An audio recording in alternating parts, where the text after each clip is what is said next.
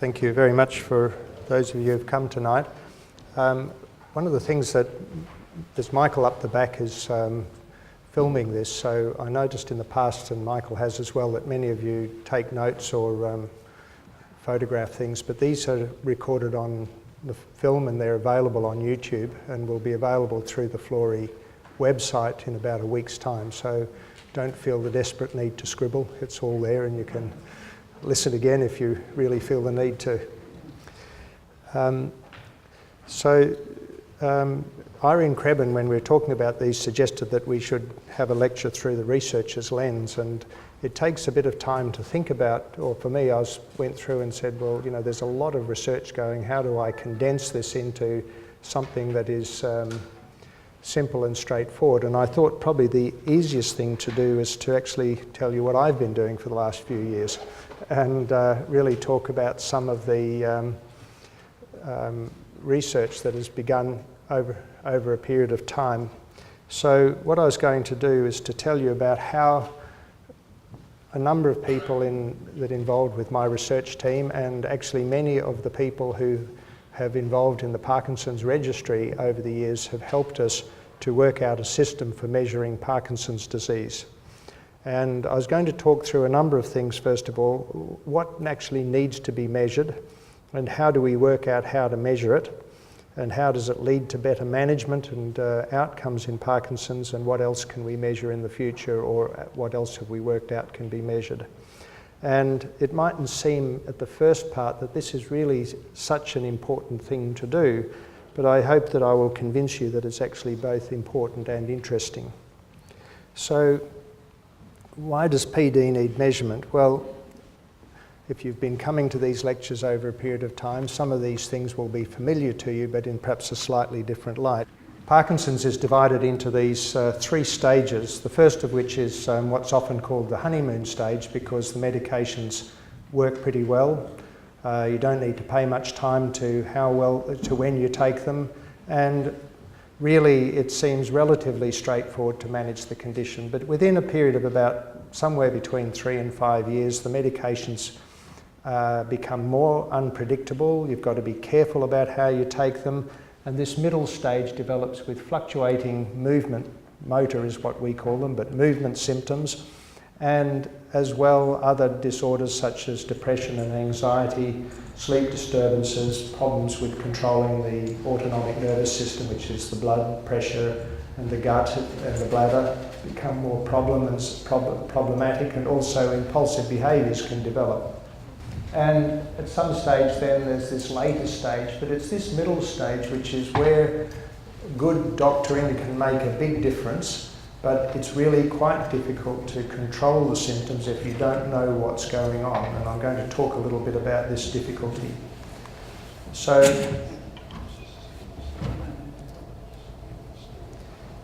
to actually understand why the honeymoon ends and the middle stage begins, we just need to go back and talk a little bit about how this part of the nervous system works. So there are nerve cells down here in the base of the brain called the substantia nigra, and they send projections, or axons as we call them, up into the place here called the striatum, and they end in what are little terminal endings called boutons.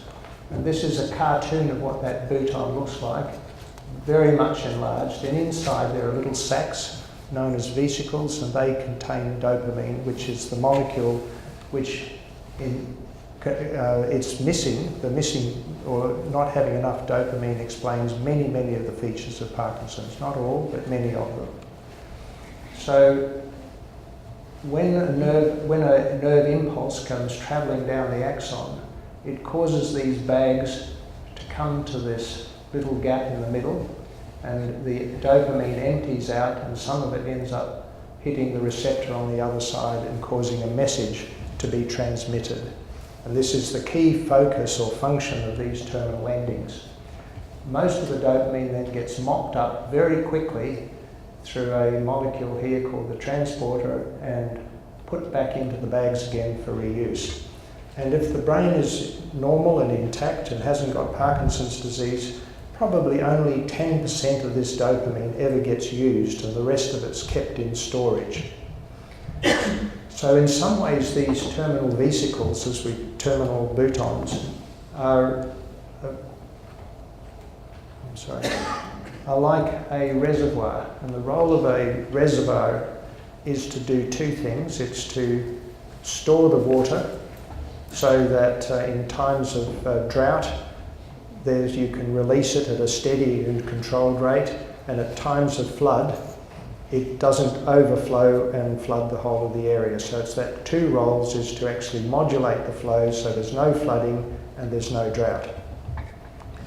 So if we can look at what happens in the brain, and this is an experiment that we did in our laboratory in rats, but we know that it's going to be very, very similar in humans, that if in humans we could put an electrode into this part of the brain here to measure the dopamine, this is the same experiment we did in rats, and then measure how much dopamine is available after you give a dose of levodopa, which is a chemical which increases the amount of dopamine stored inside the brain.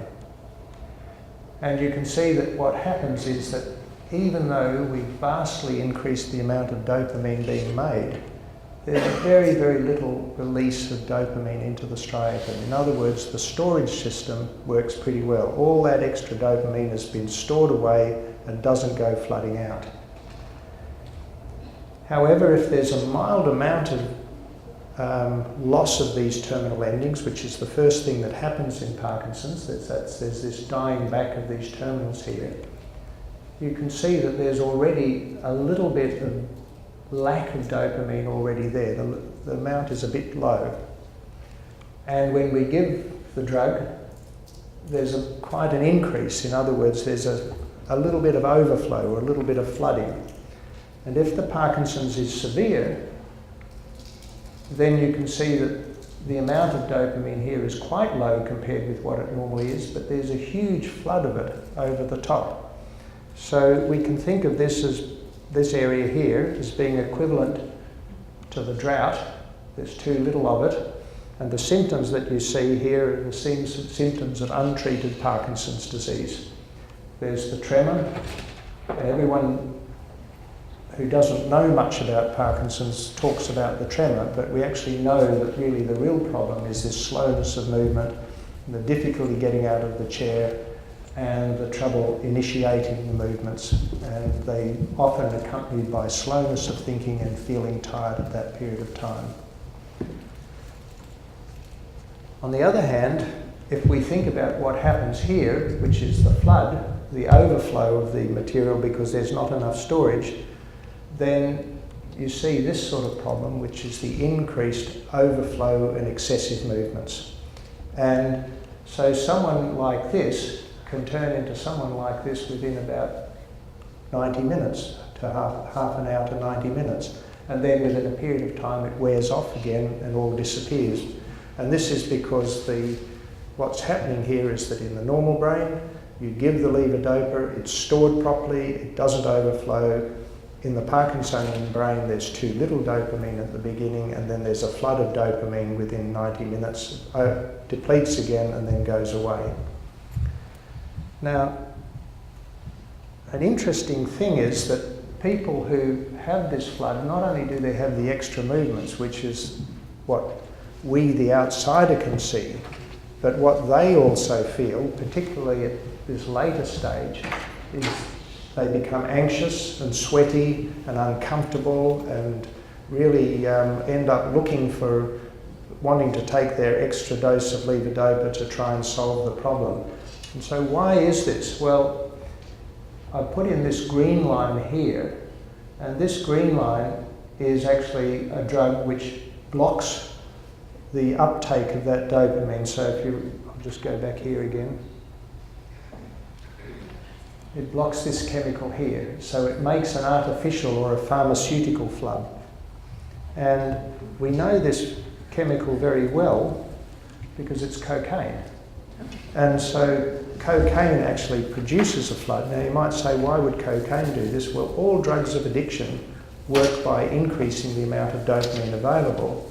And in the tailing off phase, they produce this same impulsivity, anxiousness and sweatiness. And so that's one of the reasons that we see this impulsive disorders and the anxiety as well, because this flood is producing this same overflow. So our first interest, and this is where I was interested in this problem an embarrassingly long time ago, in 1990 in fact, was to actually how, as a condition, how can we tell what this is and what this is, and how can we define them? So I wasn't so interested at the beginning about measurement, but I was more interested in wanting to know what is it that this condition is, what's the fundamental nature of it, and what's this condition? And one of the first ways as scientists we go about this is to actually ask, well, how can we quantify it? How do we measure it?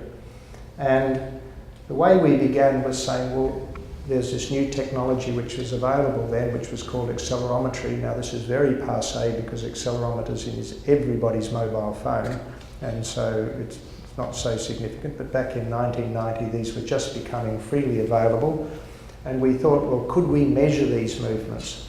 Now I'm going to have to give you a very short course in signalling here. So when we measure a movement like this, we can turn it into what's called frequencies. That is, how fast is the signal working? And so this is my handwriting. This is minimum, me writing that. And most of the energy is in this band of activity called 2 to 4 hertz, which is 2 to 4 cycles a second. So that means that most movements are made about this frequency, which is interestingly the sort of frequency we all like to actually have popular music and dance music, etc. as well. So that's just an interesting feature that says, well, natural movements that are learnt are driven in that frequency. And this is again me doing a voluntary movement. I can't remember what it was, but probably pouring water or doing something like this and standing still. And you can see that there's a lot more. This is energy or power, the amount of energy required to do work, and it's much more of it up in this when compared with when I'm standing still.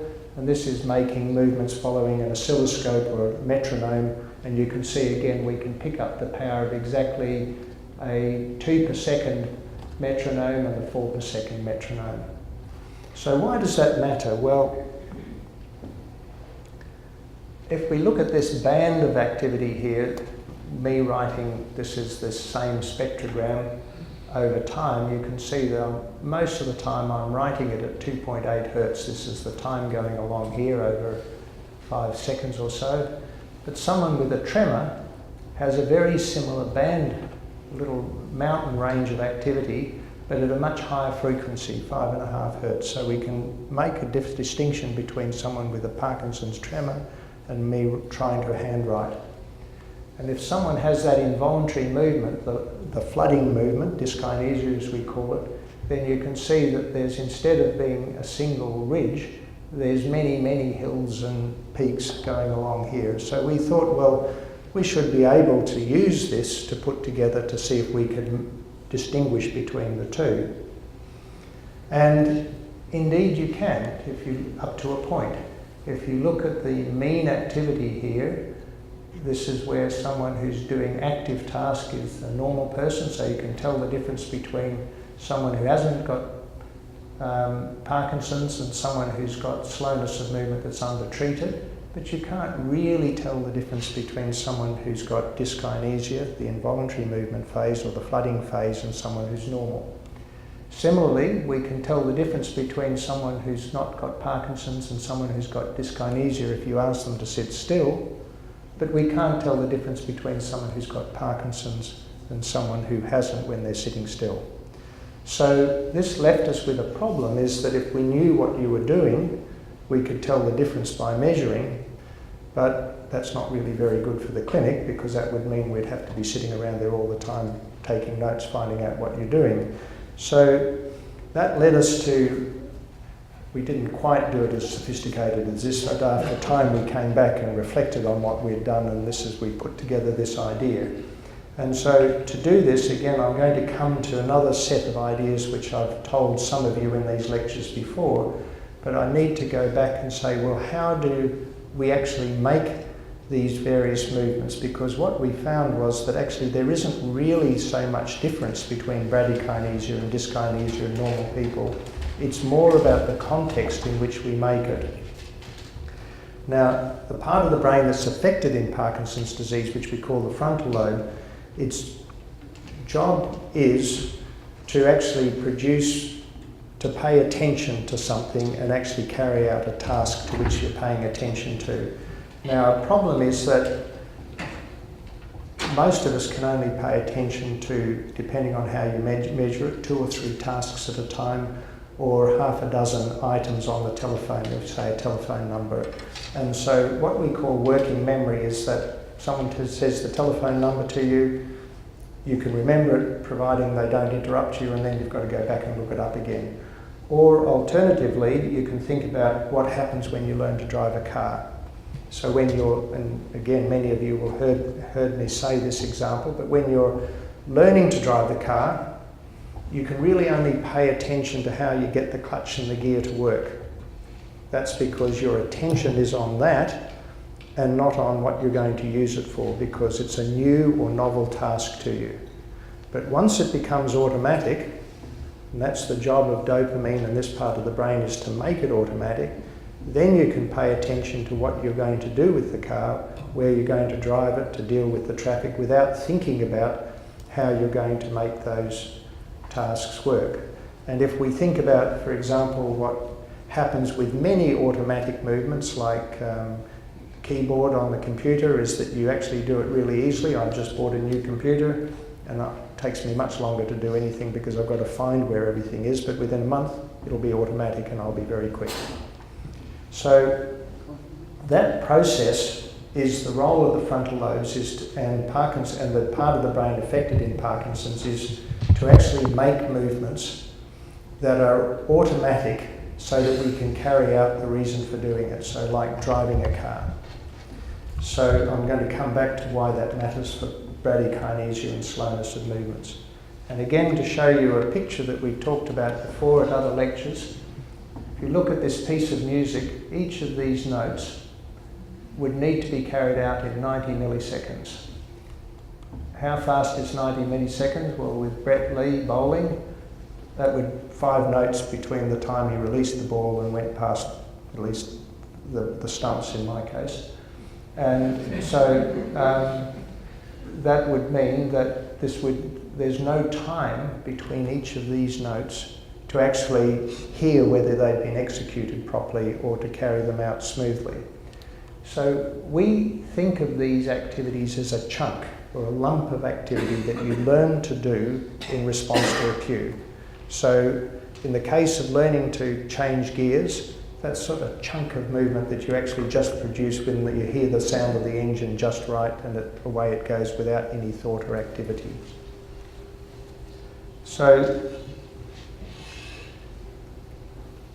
these ideas of the chunks were occurred when first understood, again, about the time that we were really doing these first experiments, when a scientist called Per Rowland asked people just to make simple movements like that, which is analogous to hitting a keyboard on the music in the piano without actually worrying about the order or the pattern. And he showed that this part of the brain, called the motor cortex, lit up, and it's the final executor of movements. But then he asked people to carry out a task that he asked them to learn, in other words, to learn a chunk. And you had to carry out that task in a particular order, as if much the same as with a tune. So it's carrying it out by doing, say, 2, 4, 3, 5, 3, 4, 2, that little pattern there in a particular cadence and order. That's really all, that's the difference between plunking on the piano or playing a series of notes in an order with a rhythm that turns it into just noise, from noise into a tune. So when that happened, not only was the motor cortex active, but this other front part of the brain called the supplementary motor area lit up. And then when you ask the person just to say, don't move, just imagine you're moving your fingers. And when that happens, this front part of the brain lights up, the supplementary motor area, and that led, and it's been sustained since, to say, well, this must actually control the chunk. Now, to show that this really is a chunk, I want you to look at this. This is me I'm very right-handed, and I've got these measuring device which we're going to talk about later, one on my right hand and one on my left hand, and I'm writing this word catalogue. And so when I write here, I don't really have to think about the task of writing because it's so ingrained, it's chunked. Whereas when I'm writing with my left hand, I've got to actually think a lot about, and I'm concentrating on how my hand is moving and not really about what the task is.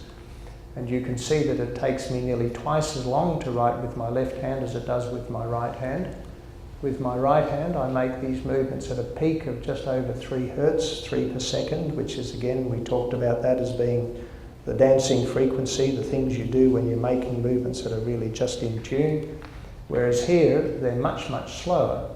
And as I'm going to show you later on, if I was measuring someone who had Parkinson's disease, I'd say, oh, that's okay, that's consistent with that person having Parkinson's disease. So, in other words, this looks like bradykinesia when I'm making this movement. Now, you can see the difference in the speed of the two sides. And I don't believe I have Parkinson's, but that's really what that signal is looking like. It's much the same as someone who had bradykinesia. So this led us to the hypothesis that when we're learning to make movements, they're mostly conscious movements, they're slower, there's more errors, and there are more pauses, and there are fewer chunks, fewer automatic components to it. Whereas when we're making our normal activities, and most of them are habits and habitual movements, then they're automatic, they're faster and fewer error and fewer movements where we're concentrating on actually the movement rather than the reason we're doing the movement. So to put that in context, when I was writing catalogue with my right hand, I wasn't thinking about how does the pen go, I was thinking about writing the content or the meaning of the word that I was producing, whereas here, I was thinking now, how do I C-A-T, now what comes next? You know, it was sort of actually the task rather than actually the language. Now what we think happens in bradykinesia, and this is the way we've reflected back on it, is that actually we make this access to normal, speedy, learnt movements because of the shortage of dopamine are more like these learning movements. We have to concentrate, or the person with Parkinson's has to concentrate on those movements much more and is less able to think about why am I making the movement, what's the goal, what's the purpose, what's the task, and more about how to make the movement in much the same way as we do when we're making where someone without Parkinson's is practicing or learning or making a new movement. So I'm just now going to go back and talk about how do we acquire skills. This is my daughter, who's now 40, and she doesn't write like this at all, and doesn't need to poke her tongue out. So when we actually start making movements, we make extra or unnecessary components to the movement because we don't know how to make them efficiently, and they are slower in between. Hence the unusual writing style. And as they become more efficient, these extra pieces of movement we don't need drop out, and they become more efficient and smoother and more rapid transition. That's my grandson, possibly it's inherited. But when we actually make these movements, particularly when they become very, very skilled and overlearned, there's often lots of other components within this movement to actually make them contextual and easy to run. So Nadal, when he's serving, always precedes by a pluck or two on his underpants. To my knowledge, that has no aid in making the serve more efficient. But what it is important for him is that it sets the motor cue or the program running. Johnny Wilkinson, who used to be the fly half for the English rugby team, set up this whole ritual of activity that he would do beforehand so that it would actually help him concentrate on making the kick and the process properly. And again, Brad Hogg, to my knowledge, doesn't need to poke his tongue out, but he does actually every time he bowls. Now the reason I'm putting these up is because these are examples of extra components of tasks which we would think abnormal if Nadal wasn't serving. If he did this in the street every time he was walking down, we'd wonder what that's all about. And when people have their tongue poking out like this all the time, we don't think it's unusual if they're in a supported care home because they've got schizophrenia and taking drugs that lead to orobuccal dyskinesia, which means a lot of constant protruding of the tongue. So that means that, you know, we see these tasks which are in a context and we don't think they're abnormal, but when we see them out of context, they look unusual. And to emphasize this point, I've already shown you this video, and some of you may remember this. This is our erstwhile Minister for Education, or Peter Garrett from Midnight Oil. And the point is not to make fun of Peter Garrett, but to actually make the point that the movements per se are not abnormal in this lady. The problem is that when the music stops, so does Peter Garrett, and we think of them as only appropriate. We're not inappropriate because they're in context and he can stop them and they're not continuous. Whereas this lady's movements are not in context and they come every time the drugs come. And so it's not the movement that's abnormal, it's actually the control and the frequency of the context that's unusual. So that led us to the hypothesis that in fact we can say, I've talked about what normal movements, which are mostly chunks, they're fast and few errors and few conscious movements, but I could actually add that they're always in context, or nearly always in context if you're not a sportsman. Whereas dyskinesia, they've got excess chunks, many of which are normal, if you like, in themselves, but it's the context and the frequency and the relentlessness of them that sets them apart. So this led us to thinking that we could put together a way of thinking about this by using those measurements which I showed you right at the beginning of measuring bits of the frequency content to say, if we can use those frequency bands to record chunks, then bradykinesia will have fewer chunks, normal will have intermediate, and dyskinesia will have too many. Bradykinesia will have more movements that look like me writing with my left hand, and less movements that look like Peter Garrett. Time still will be greater here because there were more gaps between me writing with my little bits writing with my left hand, whereas with my right hand they went smoothly together.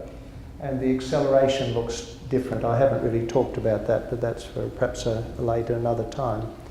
So that led us to be able to put together a thing which is called fuzzy logic or machine learning, which is now much more in fashion. But at the time when we were doing this, which was in the late 90s and early 2000, was a very new idea, and it's built a bit around the same software that is used for pattern recognition, for looking at recognizing faces or handwriting. And we used the same approach to work out an algorithm built on all of these to produce scores every 2 minutes or so. So this is the sort of thing that we could do with this. And this is someone without Parkinson's. And so we could produce a score every 2 minutes to give somebody a score for bradykinesia. And so that meant that we would look at that every 2 minutes and weight it. If you think of my left hand and right hand writing, we would say, oh, if I looked like my left hand, we'd give you a high bradykinesia score. If you looked like my right hand, you'd have a lower bradykinesia score. So this person who hasn't got Parkinson's, you can see their scores are mostly clustered around here at this score of 20. There are some low episodes, but someone who's got bradykinesia, their scores are much further down, and so most of the time, and over the time, we could tell whether they've got Parkinson's or not, because if we just looked at this one spot here, we wouldn't know the difference between, say, that one spot. But on the other hand, if we look at the pattern over the longer period of time, we can tell whether someone has got bradykinesia or not. And similarly, if we looked at the scores up here, we wouldn't know if we just looked at here whether this person had dyskinesia or was listening to midnight oil. Whereas here, we can tell because of the consistency and the continuity that it's very unlikely, unless this person is very keen on midnight oil, that they're actually, these are normal movements. And so this use of a probabilistic approach allows us to be able to say, well, we can measure Parkinson's continuously over time, but it also means that looking backwards on how we've produced the data, we can now say something about the way bradykinesia and dyskinesia occurred, because it's really only the outcome of this thinking about the measurement that we've been able to turn it around and say, well, actually, bradykinesia is not really an abnormal movement. It's a lack of the normal distribution between normal and abnormal movements that comes from having the right amounts of dopamine. So, because of what we knew here, we were able to then, over a period of time, go from having a good idea about what bradykinesia is to saying, I wonder if we can actually measure this for actually helping doctors to measure Parkinson's and make therapeutic decisions. So as I said, this started back in the 1990s, and most of it was a research idea to say, well, can we do it? Somewhere around about 2000, we began to develop prototypes with large A4 batteries and other sensors, and these became smaller and smaller until about here we were able to say, well, we can do real field trials, and then got venture capital funding to be able to produce something for marketing and sales, and that's now the product here, and I'm going to come back to where we are with that later on.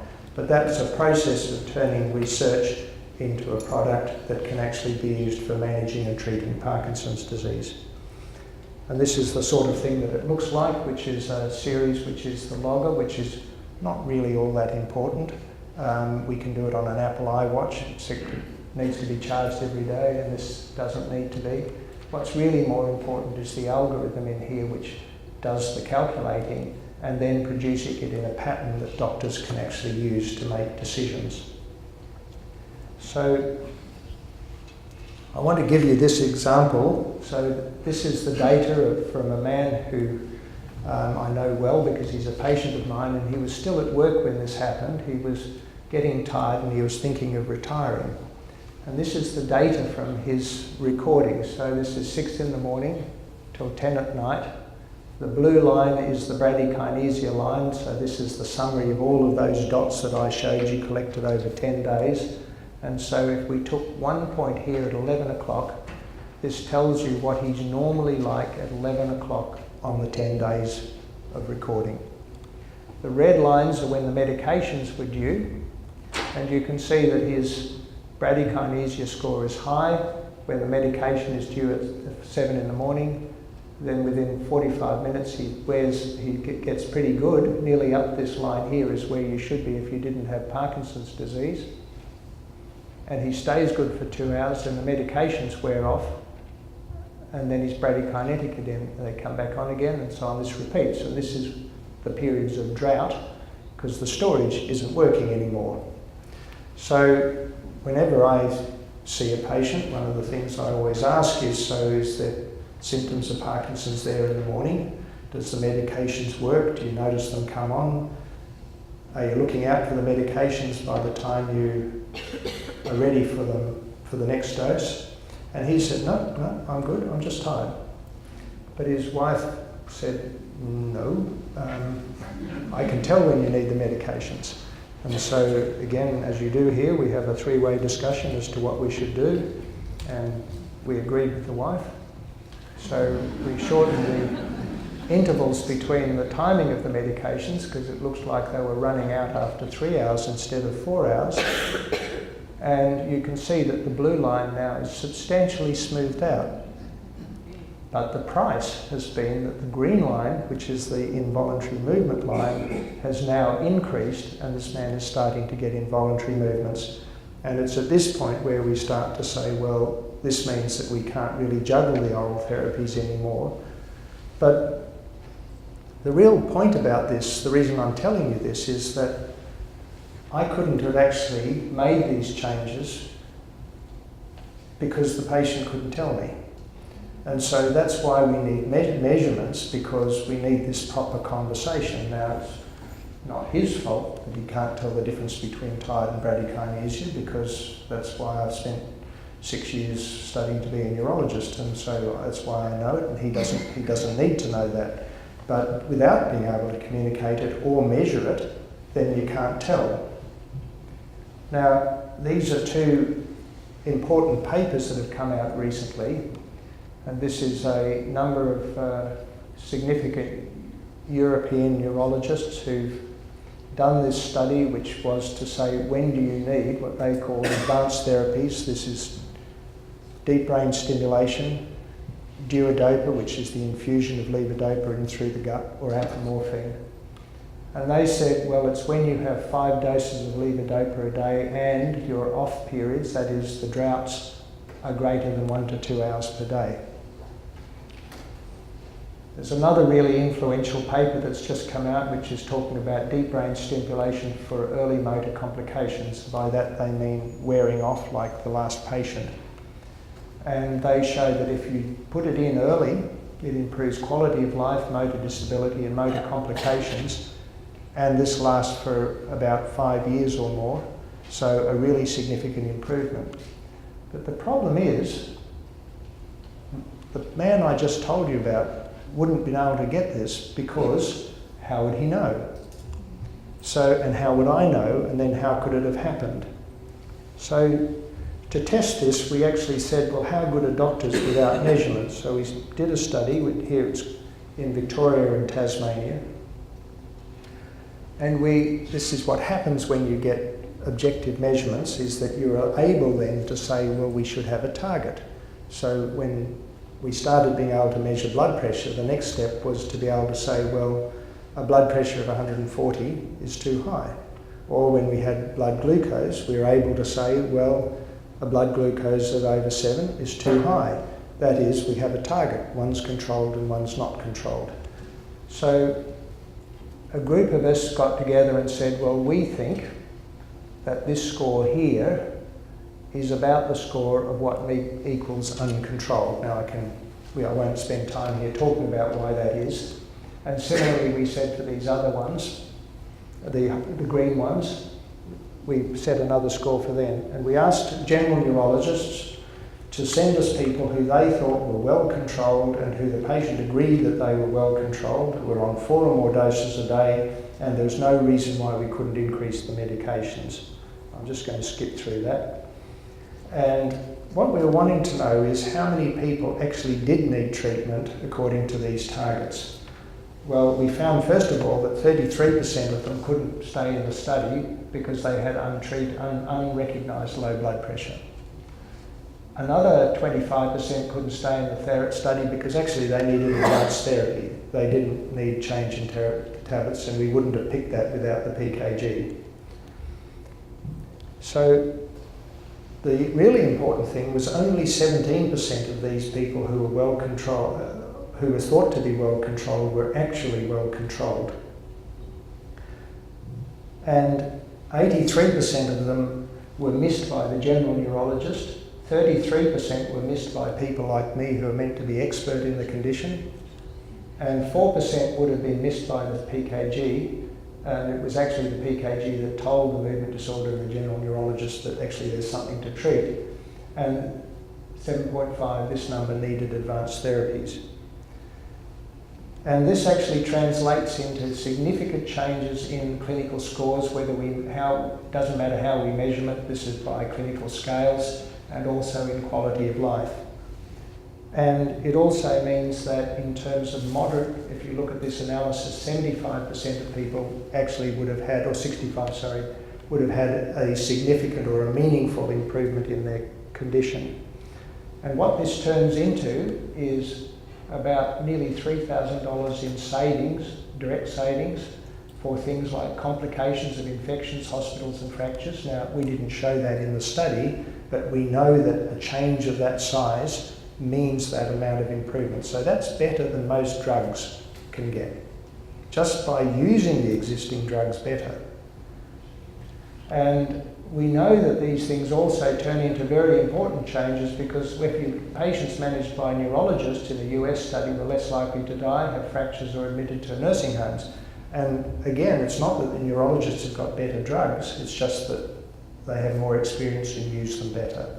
So this is the reason that measurement actually turns into really important outcomes for people.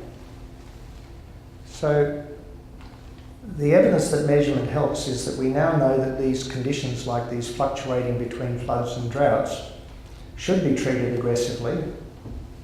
And we need these objective measures to know who these people are that need it. And that leads to these targets which I've talked about, and that's eventually going to lead to better guidelines about how we should do it. And that's the stage we're up to now.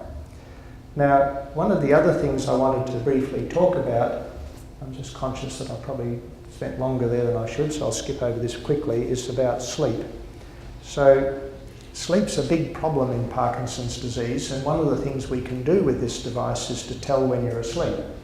So if that measurement is so still that it's like putting it on a table for 2 minutes, then we've shown that by putting you in with a sleep recordings that we can show that that's the same as being asleep. So every time there's a black dot along here, these are the days that this has been worn from midnight to midnight. So every time there's a black dot, the arm was so still that the device might as well have been on the table. So you can see that this person goes to bed at about 11 o'clock and stays pretty well asleep till about 3 o'clock, and then has broken, fragmented sleep from then, and sleeps a lot in the daytime, inconsistent with the Parkinson's. And so we've spent a bit more time trying to look at what that pattern of sleep is. So this is a person with normal sleep, goes to bed at 10, black lines are really thick and heavy, not too much movement there at all, and they wake up there at 6:45 pretty regularly every day. This is a more typical pattern of someone with Parkinson's. Still go to sleep, sleeps reasonably well, then has broken and fragmented sleep early in the morning, and that remains so until about 7 o'clock, and they're a bit fuzzy about when they actually get up between 7 and 8. And there's increasing daytime sleepiness from about 2 o'clock on. Another pattern, more severe, but just even more daytime sleepy, so bad sleep at night and sleep for much of the day. So a very common problem with more advanced Parkinson's. And I've shown you that one before, and this is another problem with Parkinson's where people get stuck on the computer and don't go to bed till 1 o'clock, 2 o'clock, 3:30, 2 o'clock, and then have bad sleep in the daytime. So what we can say is that this is people aged over 60, and some people have participated in this study of us looking at people without Parkinson's aged over 60, and this is most of them have sleep scores up here. By 3 years in the disease, more people are having 50%, so only 25% of people without Parkinson's are down here. 3 years into the disease, 50%, so worst here is a worse sleeping pattern. Here, by 3 to 6, 75% of people have bad sleep, and from then on, almost everyone has bad sleep. And this is something we wouldn't have been able to tell you easily without being able to measure in this way. And in the last couple of minutes, I'm going to tell you about how we picked up the problem of impulse control. So we talked about cocaine and its effect here, and so very often in these people who have high levels of impulsive behaviour also have problem with what's called impulse control disorder. They tend to have problems with gambling, being on the internet, especially looking at porn, libido increased, shopping and eating, and increased hobbyism. You wouldn't be surprised to realise that this tends to be a little bit on a gender bias. Ladies here, men here, and it occurs in about 20 to 25% of people with Parkinson's, and is much more likely to occur in people who are taking drugs called D2 agonists. Now, we were intrigued to find, now these are the scores, these are the 2-minute dots going along here that I showed you about before, right at the beginning that we produced. And this person here has got 6 reminders, 1, 2, 3, 4, 5, 6. And there's a response, this little triangle, after every single reminder, so very diligent. But here, just pressed it twice. So we call this a 7 out of 6 response ratio, or 116%. But notice that this person's green dots, there's very, very few up here. They're mostly all down here without too much, saying that they haven't got too much dyskinesia. Now this person, on the other hand, has got lots of green up here, very, very high levels of dyskinesia, and lots of button pushes. So 35, even though they only had 7 reminders. So a response ratio of 500%. We wondered at first whether that was because they were actually taking more medications and they were pushing the button every time they'd taken the medications, but no, in fact many of them didn't even know they were doing it, and we even resorted to counting bottles just to see if they were sneaking extra ones in. But they weren't. So then we did a study which asked, well, what's the likelihood of, this is a score for impulsive behaviour by using a questionnaire, and this is the response index. And most people were on this line here, showing that they had, the more you pressed the button, the more you were likely to be impulsive, except for one little group up here who were robustly non-button pushers, even though they were impulsive. So what we looked at then was to ask the question, well, if we look at this predicted button push, it's the first one after the reminder, and measure how much dyskinesia was on either side, remembering that dyskinesia is a marker of flooding of dopamine into the brain, and increased dopamine in the brain is always associated with drugs of addiction. And then we looked at these other button pushings that weren't necessary and asked how much dyskinesia was around the hour around that occurred. So we found that the people who didn't have any ICBs, impulse control behaviours, and weren't button pushers didn't have any dyskinesia. Those false negative ones, these people here, they didn't have any dyskinesia either. But the ones who were the button pushers had slightly more dyskinesia around here, but a lot more dyskinesia at this stage, showing that their brain was having much more dopamine in it at the time when they were pushing the buttons. So what we think we're measuring here is that we're giving people a little reminder on the wrist through this thing to say, take your medications, and then we're asking them to learn to do a task, which is to push the logger to actually touch it to say, I took my drug, so that's a learnt response. And then we say, take a drug that's going to put dopamine in your brain. And that's the classic pattern which we call for a learnt behaviour or a conditioned stimulus response. So that's what happens when we learn to make a new task, or Pavlov's dogs, or walking past a coffee shop and learning to get addicted. All of these things will happen in this way. So we think that this is a marker. It's not an impulsive behaviour, but it's a marker of the ease with which a stimulus gets bound to a response. In other words, the key likelihood of being addicted. The other thing we found was that these people were not so much likely to have high dopamine in the brain, but they had mild cognitive impairment and increased amount of apathy. And so we know that in the normally functioning brain, there's a balance between the drive to do something that comes from the dopaminergic part of the brain and the cortex on the top, which says, no, not now, it's not the right time, you don't need to do that. And so impulsive behaviours, it comes either because this drive is too strong, the dopamine drive is too strong, or the inhibitory drive is too weak. And so we're pretty certain that this is due to weak inhibition and this one is due to too much strong dopamine driving. So I'm just going to briefly touch this, I'm just about out of time. Just to tell you where we are with the Parkinson's disease monitor. It's being used in 16 countries around the world in 191 clinics, and it's being now nearly 6,000 PKGs are being done per year around the world, so it's being actively used widely. So we're very pleased that it's actually leading to better management of Parkinson's disease in a number of places.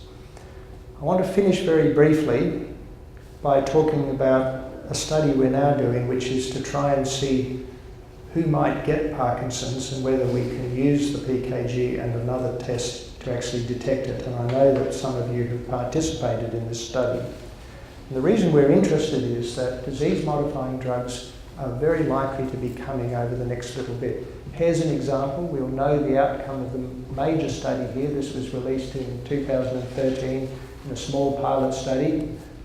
And there's a large multi-centre trial being done which should be released by Christmas to actually confirm whether this is true, that the treated group had deteriorated less than the placebo group. In other words, a disease-modifying drug. So this would be very useful to have if that's true. But if you really wanted to make it work, we know that this is the normal dopaminergic containing brain with black around here. And this is what it looks like in Parkinson's. By the time you get to here where symptoms first appear and you turn up to the doctor, at least, not when they first appear, but when you turn up to the doctor, something like 60% of these nerve cells have already died. So if you're going to use a disease-modifying drug, it would be good to give it up here in this stage before the nerve cells have really gone too far. So at present, this is our current window of opportunity if we have a disease-modifying drug. It's about sort of 6 years to 10 years at the most. This would be the window of greatest impact, and better still, if we were up here, we could find people who are at risk stages and may even be able to do the most good. So what we have done is asked, well, if we could find here people who had either a low score already at the time when they first turn up compared with controls, and this is the PKG. So before you're even treated, we can already tell the difference between people with Parkinson's. That means we should be able to tell what's going up here. Now we have another blood test which has also been developed here with my colleagues and myself, that's come out of the Australian Parkinson's Disease Registry, which again many of the people with Parkinson's in Victoria, New South Wales and West Australia have contributed to, where we found a molecule which is high in people at the time of diagnosis, but it's not high in people without Parkinson's. So our question is, could we find at this stage either this one low or this one high in people who haven't got symptomatic or don't know they've got Parkinson's?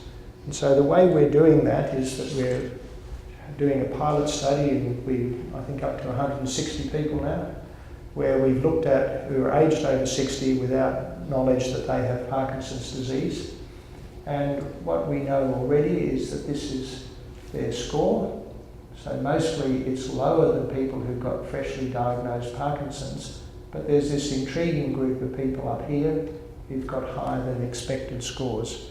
So now our next task is to, and this is another example of it here, is to actually look carefully at these people here and perhaps another group down here and compare the two to say what can we find out about them. Is the test true, or have they just got a crooked knee? Is that why they're moving slowly, or is there some other reasonable explanation?